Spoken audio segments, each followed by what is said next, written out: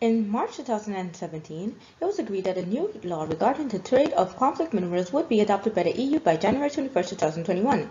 This video is a critical policy analysis of this regulation within EU trade policy.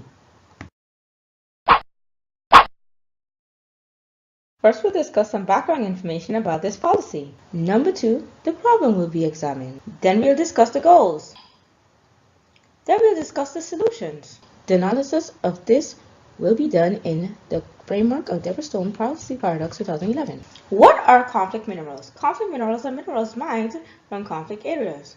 The main conflict minerals in this policy is tin, tantalum, gold, and tungsten.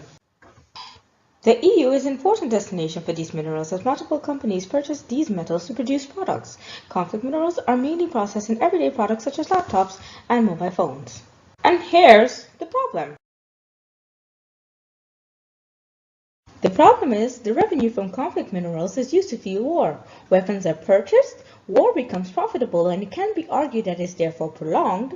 Human rights during the war is violated. Given the problem, the international community feels compelled to help. As part of a global cause to see human rights and security for all, non-governmental organizations such as Global Witness and Enoch Projects contribute to creating awareness for a situation that they believe negatively affects many citizens of conflict areas. Pressure was on government from think tanks such as the OECD and the UN, industries such as Intel, HP, and Motorola, big contributors like PricewaterhouseCoopers and KPMG, and the interest groups we already mentioned, the Global Witness and the Enough Projects. Numerical strategies were used to stimulate publicly ban for change. Against 400,000 women raped between the ages of 15 and 49 during a 12-month period from 2006 to 2017, 201 billion electronics were sold.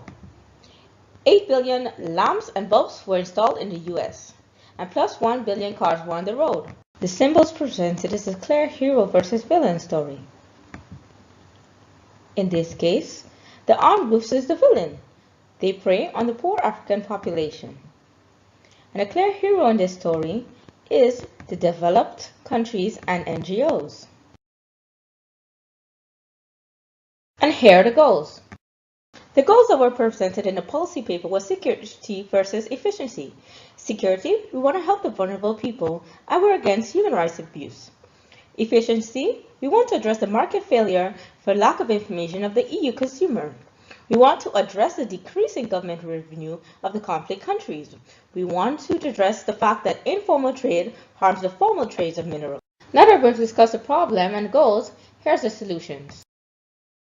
Option 1 was a communicated approach in which the EU would focus on raising awareness of conflict minerals by creating a national point to raise the awareness of conflict minerals, spreading materials by this conflict website, and having events. Option 2 was option 1 plus a formal recommendation by the EU for companies to address the unknown in their supply chain. Option 3 is option 1 plus a self-certification mechanism in which companies can opt to self-certify and report that they have done due diligence in identifying the unknown in their supply chain. Option 1 was an EU certification mandatory for all that they are doing due diligence and annual reporting by a third-party auditor. The debate came down to voluntary versus mandatory regulation. Stakeholder analysis shows that the industry was behind voluntary ruling, citing costs as an issue. Civil society and interest groups, on the other hand, were behind mandatory regulation, citing human rights as an important issue. A strong profit incentive makes for difficulties in self-regulation. An incentive solution is provided. The incentive is profit from market for the certified good. Although it's worth arguing that this would be difficult to establish such as a market because everyday consumers purchase finished goods, and finished goods with minerals are not affected by this policy, only minerals higher in the supply chain. Option 1 was a communicative approach to raise awareness. Stone refers to this as facts or brainwashing to be extreme. She argues that it's not without personal interpretation. We found some arguments that represent this. The narrative of the story is a very Western European understanding of conflict. For example, conflict is seen as something bad that needs to be stopped instead of revolution, for example. The regulation is formal rule, but it's very vague, which is okay according to Stone in the very beginning. However, because it's so vague, it's also true that it's not clear what is the enforcement mechanism or punishment. In addition, what is regarded as a conflict area is also unknown. The policy states experts will determine which areas will fall under the regulation, which stamps another question. Who are these experts? Are these experts from EU, international bodies, or conflict areas?